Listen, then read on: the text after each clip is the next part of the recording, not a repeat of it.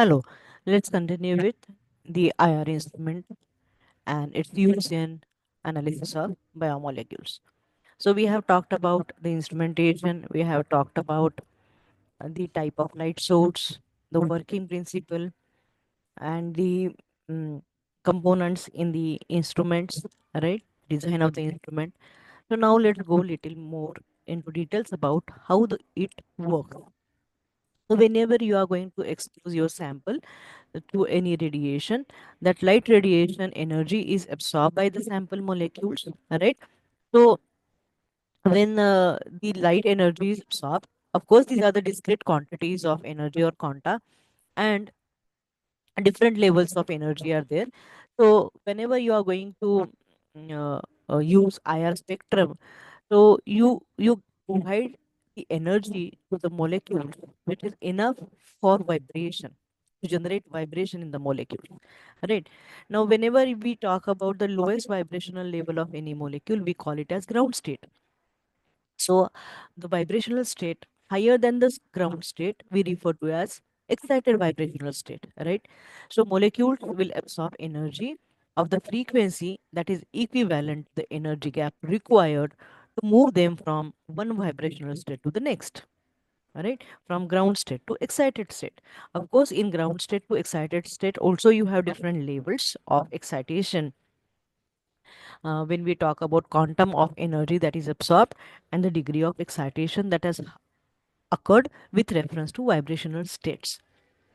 Now, the energy difference between various vibrational states they depend on on different factors and which are going to be characteristic for that molecule and are governed by say the atoms present in that, the bond which is going to hold these two atoms together, the strength of the bond, the mass of the element in the bond, and so on, and the functional group, right? So, IR absorption spectra is going to be specific for a particular functional group. And when we observe the infrared spectrophotometry, then the energy changes which are required to excite a molecule from ground vibrational state to subsequent excited vibrational state that is measured, and it is going to be unique for the particular type of element present, its association with another atom, then its type of bond which is there, and the strength of the bond, and so on. So it is going to be unique feature representing the type of element present, the type of bond present, and what is the effect of the energy provided. Now what kind of effect will happen, let's see.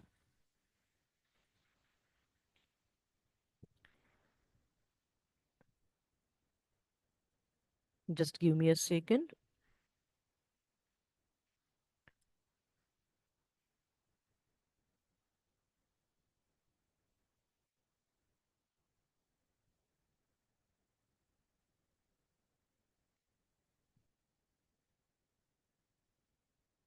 Right, so when energy is provided, different type of changes would occur in the position of atoms that make a particular bond. So bond stretching may happen, bond bending may happen. So when we are talking about stretching, right, so the bond length between the two atoms is going to get changed. So whether it is a kind of symmetric stretching or asymmetric stretching, right? So when by absorbance of that light energy, if the distance between the two atoms which are forming a bond is going to get increased, whether it is symmetric, that is both atoms simultaneously move towards each other or away from each other, or the central atom, right? That is symmetric stretching. But when it is not same, it is in the opposite direction, it is referred to as asymmetric stretching, when the two atoms which are joined to a central atom move in a different direction, so bond angle changes, bond length changes. That is going to be dependent on what kind of bond is there between these two atoms. So stretching is one type of effect, another is bending. So the angle between the two bonds can further be divided into rocking, scissoring, twisting, wagging. So these are the different types which are can be considered as types of bending. In simple words, vibration refers to the changes in the angle between the two bonds. So these kind of changes can occur, and that will reflect upon the organization of atoms within a structure of the molecule. All right. So uh, that is one concept to be talked about, which will tell you about which atoms are present, which functional groups are present, what is the type of bond in it, and by absorbing light, what kind of vibrations are generated. So any variation that is caused will reflect upon the characteristic inherent property of that molecular structure. Right. Now when we talk about infrared spectrophotometry, you have different types of instruments for infrared spectroscope or spectrophotometry. So dispersive infrared, Fourier transform infrared, and infrared. That is how the three titles are. So when I say infrared spectrophotometer, it is going to measure the relative amount of energy as a function of wavelength. So but it is further divided into two types: dispersive one and Fourier transform. When I say dispersive, uh, then we need to understand two lines. That is, first generation IR spectrophotometers, they are dispersive type. And what are the components? That is the radiation source, entrance slit, monochromator, and detector. The source of energy is directed along both. So in double beam UV visible spectrophotometer, we have seen that is the light splits and goes into the sample and reference path simultaneously, and then it goes to the monochromator, and the monochromator splits the IR spectrum into various frequencies, and then the slit allows only one frequency at a time to be detected.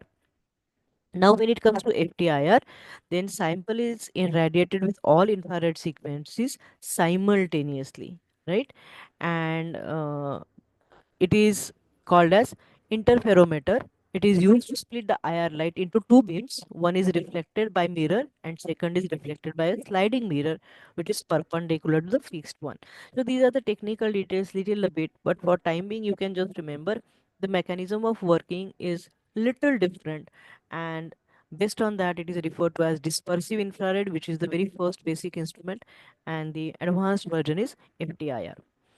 Now sample and reference are the two things, right? But whether one light is splitted into, or line beam is splitted into two, and that passes through the both the sample and the reference at a time, and then it enters the monochromator, as it is in the case of dispersive. But in case of Fourier transform, it is uh, the IR lights which are generated uh, with the help of interferometer.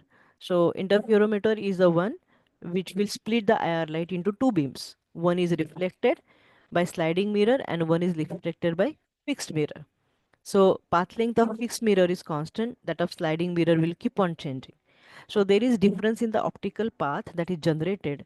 So the same light, but the optical path is going to get changed because one is fixed, one is moving. So there are two beams, same as dispersive, but the path length are going to be different. So the two beams will recombine again in the beam splitter, and then they'll be passing through the sample. Because there is a difference in the optical path of the two beams which are generated by reflectometer, or you say interferometer, what is happening is you are going to get the difference in the optical path, and that will result in the differences of the spectra which are generated. So resulting graph from an interferogram, which will get converted to a normal IR absorption spectra. Yes, to see graph, you will see similar IR spectra. On x-axis, you will see the frequency. On y-axis, either absorbance or percent transmittance. But the mechanism, how it works, that is little different. Both the path length, I mean, both the beams are having different path length as against dispersive infrared, where there is a same path length followed by the beams which are entering the sample. Sample preparation, all these things we have seen. Now let's take examples and then we will conclude. So as I said earlier, if you take an example of carbonyl group, but the carbonyl group, how it is attached to any other substance, or in what kind of material it is present, right, will decide its absorption region. So carbonyl group region is between 1730 to 1670. It is almost 100 units, 80 to 100 units, right? You are seeing such a against the concept of lambda max in UV visible we have talked about. Here it is the band, right? 730 to 1670. If you go for hydroxy region, it is 3700 to 3300. So uh, how it is uh, what kind of graph will be generated or how it is going to give us insights about the molecular structure, we'll talk about with reference to one example. Now if I take about example, say cycloalkanes, right? They have all of them have carbonyl group, but the characteristic differences are there when it is the carbonyl group attached with different cycloalkalones. When I say cycloalkalones, what are they? Cyclobutanone, cyclopentanone, cyclohexanone, etc. So the carbonyl group only present in butanone, the absorption frequency is 1788. But when it is with pentanone, it is 1746. When it is hexanone, it is 1718. So it is for one functional group. But which type of cycloalkalone it is attached with, it will be changing, right? So if you have mixture of cycloalkanones, they will show presence of the carbonyl group, and you will see the peaks at 1788, you will say it is cyclobutanone. If you see it at 1746, you will be able to know that it is cyclopentanone, or cyclohexanone will give you a peak at 1718. All right. Similarly, when you are talking about organic samples, presence of a particular bond in a particular sample that you are understanding, say with the help of the example cyclo alkalones, we have seen it is carbonyl group only but present in different molecules. Butanone is number of carbons are varying, like penta, hexa, so number of carbons are differing, and then the same functional group will give you a peak at a different wavelength. Now another thing is that the particular functional group is having type of a bond, and how these bonds are going to get affected due to absorption of light energy. So is it going to stretch, is it going to cause a bend? So for example, if you take example of a bond that is CH bond, right? So CH stretch bands disappear from 3000 cm, and CD stretch bands appear in 2000 200 cm region. Now what are these? CH, what is this? CD? It is going to be a matter of understanding about organic chemistry little a bit, so not much in the details, but to remember you can just say the band stretching also can be determined by change of wavelength peak, by change of peak at a particular wavelength. Let's take examples. So if I have type of bond CO, if I have bond CN, OH, CH, NH, what are the wave numbers which correspond to particular band? So if I have a peak which is showing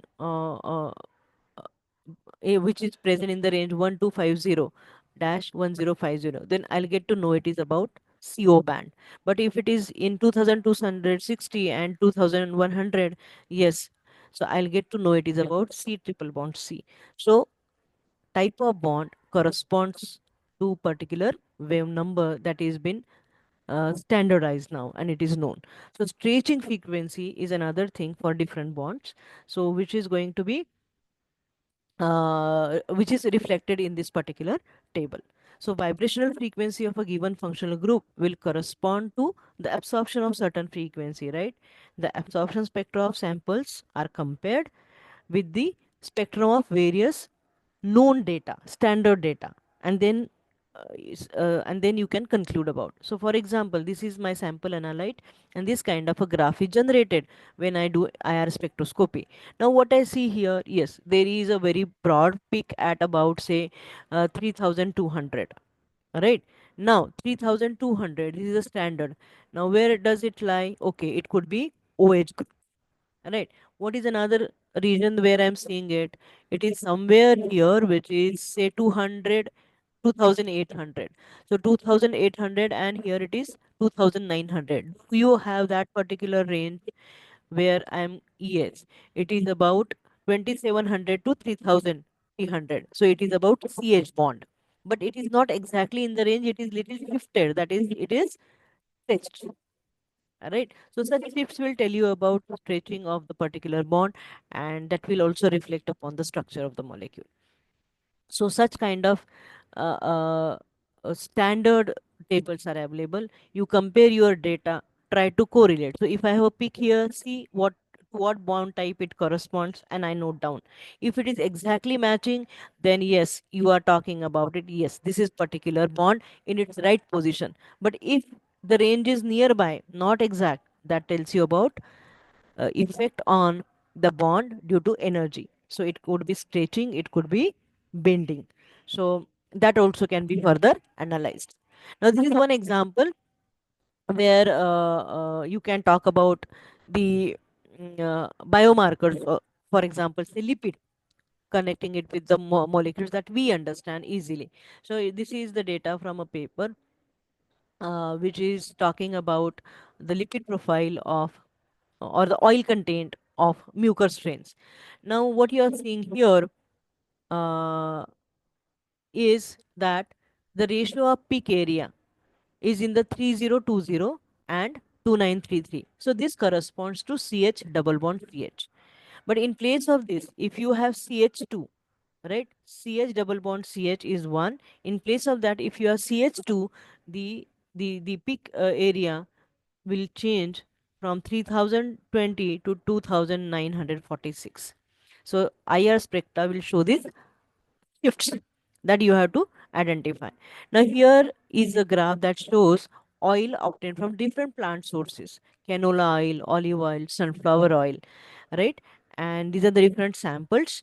And here you are seeing the type of bond that is targeted, that is at particular frequency, CH double bond CH, that is 3020 to 2999, and against that CH2, that is 2946 and 2902. So this particular region and this particular region, when different samples were analyzed, due to presence of CH double bond CH or CH2, what kind of variations in the in the graph are observed that are presented here. So what you can see is there high content of unsaturated fatty acids? Yes, if there is a particular absorbance at 1740, it tells you me about unsaturation, that is presence of a double bond. High content of unsaturation uh, is indexed at 1740, but if it is low, again you will get to know at 1740. So concentration high or low will depend upon the size of the peak, right? So here is the example. So this is a lipid obtained from yeast. So these are the different yeast: Lipomyces tarkei, Rhodococcus glutenis, Rhodococcus graminis, Rhodococcus torulites. These are all marine yeasts. This is a part of my research also. You will find FTIR scans I had done during analysis of polyunsaturated fatty acids produced by marine yeast, which I had isolated from Konkan region, and it is published also. So this is very much close to what we understand as lipids, lipid profiles, their importance. We know good lipids sources and polyunsaturated fatty acid rich lipid sources which are good for health, omega 3, omega 6, these are known to you, right? So here the oil was extracted from that yeast, and the scanning of the IR spectra scanning of the sample was done. So what you see here is this is the wave number, right? 500 till 3500, and here it is the absorbance. Of course you can have percent transmittance also, which will be helpful if signals are poor in the absorbance range. Otherwise absorbance also works. So here what you are seeing are the characteristic peak regions, right? Here one peak, second peak, third peak, and fourth peak, which is assigned to acyl chains, CH2, CH3. So when you talk about lipid, it is hydrocarbon chain, right? So CH, CH, CH, CH. 10 CH, 12 CH, 16 CH. The carbon hydrocarbon chain length of 16 is palm oil, for example, we know. So it is about CH when you are having, it is acyl chain which corresponds to basic nature of lipids. So the sample is of lipids, that is confirmed. Here again, you are seeing acyl chain lipids which are showing specific peak at the region near 1200. All right. But if there are any unsaturation present, it will be reflected by a peak at around 1710. So this particular peak, right? So this is very high peak here. It is smaller, it is smaller, it is even smaller. So what will it it tells me that this rhodotorula toluites having unsaturated fat, very high content, as against that of rhodotorula graminis. Again, it is compared with rhodotorula glutenis, again compared with another species of rhodotorula, or again in case of Lipomyces starkei, again it is more. So it is a characteristic feature that is 1710 is corresponding to unsaturated lipid. So here you can see if there are saturated lipids or monounsaturated lipids or polyunsaturated fatty acids present in the lipid, then you will get a characteristic peak at a particular wave number. So fatty acids are accountable at 3100 to 2000 to 800. So this region, yeah, 1 2 3 4, which is marked here, it lies in that. So this is corresponds to fatty acids, right? Now when you are talking about this, in addition to 1700 to 1715, this is another peak region which is encircled here, and another region which is encircled is around 1000 to 1200 around. So these are the three peak areas, rest of it is flat, right? So there are no peaks. So these corresponding areas you are going to match with the standard which talks about what is the type of bond at that particular wave number, and it will reflect upon the chemical composition of the analyte. All right. So you have to analyze your sample. If it is solid, you have to make it thick paste in oil, apply to the sample holder and put that sample holder in it. If it is gas, it is to be collected in the chamber which is gas cell, and then you can go for analysis. If it is liquid, like say oil itself, directly can be placed on that KBR cell, and you can scan the entire IR region and the entire graph starting from 500, here you are seeing, to 4000, which is scanned, and you will find specific peaks.